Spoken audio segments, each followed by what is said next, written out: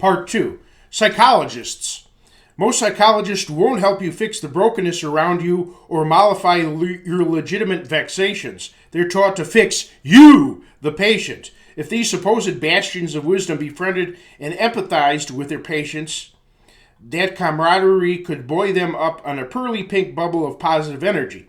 Some patients lack social skills or neglect their hygiene. Psychologists could help greatly by teaching and admonishing their patients in these areas. Instead, patients face belittlement. Numerous times I carefully explain myself to properly convey my problems with others and vent frustration. Instead of camaraderie or helpful solutions, I got responses like, maybe that's just your impression of things. That's offensive. I don't trip on hallucinogenic mushrooms or LSD or have a non-functioning brain. I'm an adult who thinks objectively. My impression of things is reality. Furthermore, all of creation is degenerate, which degeneracy manifests in selfishness. Selfishness leads to treating others like yourself with compassion and understanding. Outsiders get rejection. Atheistic psychologists view truth as the popular vote. They try to make patients conform. So outsiders who see psychologists get double rejection. Being happily married with children, having fulfilling jobs, and without mental handicaps, psychologists and psychiatrists can never empathize with disadvantaged patients. Instead, their success serves as advertisement to make disadvantaged patients mistakenly think that they can achieve the same success. For me, paying someone to talk to me would steal my dignity as paying a prostitute would.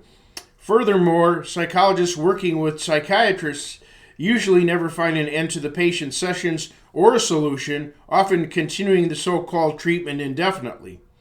Asking irrelevant questions where it doesn't matter how they're answered, or asking tangential questions helps perpetuate this cycle.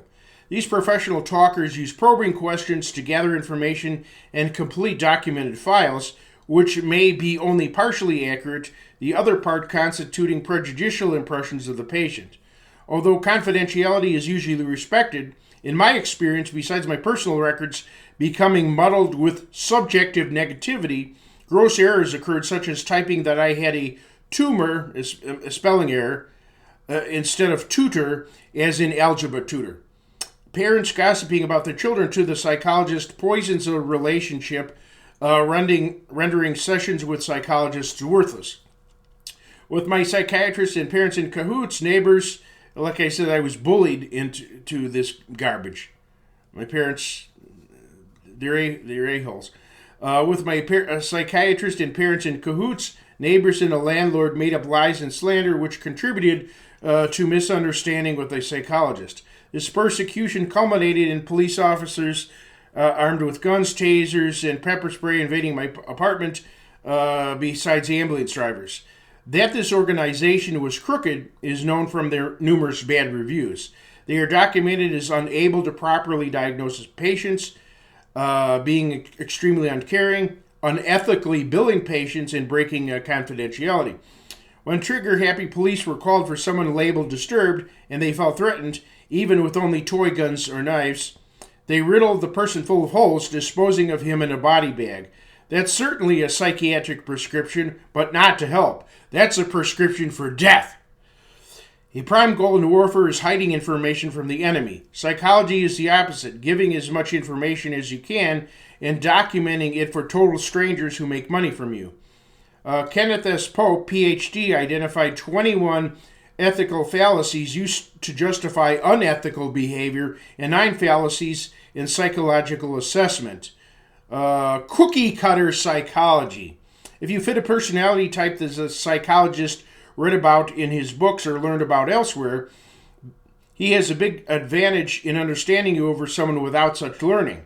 But if you don't fit a personality type that the psychologist has studied, you will be crammed into a preconceived mold like smashing a square peg into a round hole. This is known as psychologist's fallacy, an erroneous conclusion predicated upon an observer presupposing the universality of his or her own perspective when analyzing human behavior. What is unknown about someone else is filled in with information the analyst knows about him or herself, his or her family, or others he or she is acquainted with. This bias causes the analyst to presuppose knowledge and ability, lack of knowledge and ability, or intent or lack of intent possessed by the client. The psychologist then becomes worse than the average person in understanding you, a thorn in your side. Besides, 22 other types of logical fallacies used in psychology have been identified. Amateur psychology. It's never okay to assume that someone has a particular type of mental condition. Someone volunteering to reveal such information about themselves is a different matter. Also, ordinary people without psychological training or specialized education routinely psychoanalyze people. Here's an example of their psychosomatic warfare. When I speak to somebody or have spoken to somebody, sometimes there was miscommunication. Either the person failed to clarify themselves, my learning disability made me confused, or both. I was then asked if I'm okay or feel okay in a very serious, concerned-sounding tone, as if I'm on drugs, am about to flip out or fall apart. That is extremely condescending, disrespectful, and a sophisticated form of bullying. It's understandable if someone who has benefited from psychiatric help tries to persuade you to seek such treatment. However, people who accuse others of psychological problems often have problems themselves, are hiding something, or are trying to redirect attention away from themselves. Any non-specialist who has never received psychiatric or psychological help and says that you or someone you know needs such treatment harbors ill will. If you have a subscription to the science fiction magazine Psychology Today, cancel it. Thrown into the psychiatric pigsty. As a child, I was radically different, severely learning disabled, and extremely quiet, causing bullying, shunning, and antagonism from classmates. Sometimes I was harassed until I blew up. A couple of judgmental teachers observed these problems and blamed me. No words can even foul language wouldn't be sufficient to describe that. Their suggestion that I see a psychiatrist, I think they should have seen a graveyard, got this whole mess started. Eventually, my father's thinking was previously influenced. Self-centered parents, cold parents. He formerly worked with troubled students in an institution. In an incident where my mother visited the institution, she observed an orderly dragging, that's what she said. I wasn't there. She said she observed an orderly dragging a terrified woman down the hallway by her hair while her nightgown was open, exposing her private parts. As a child, I wrongly supposed that was the way to handle so-called crazy people. Now I clearly see psychiatry's evil. What could have been done, since I couldn't function properly in a regular school setting, would be to attend a special grade school and junior high for disabled students. Instead, I was sent to psychiatrists who prescribed amphetamines, or so-called speed. This helped greatly. However, my being called into the grade school office every day to receive medication unfortunately became public knowledge. Since I became overly excited, combined with knowledge that I was receiving pills, I became known as being hyper on so-called hyper pills. Years later, I was given this medicine to take at lunch. However, I often forgot to take it.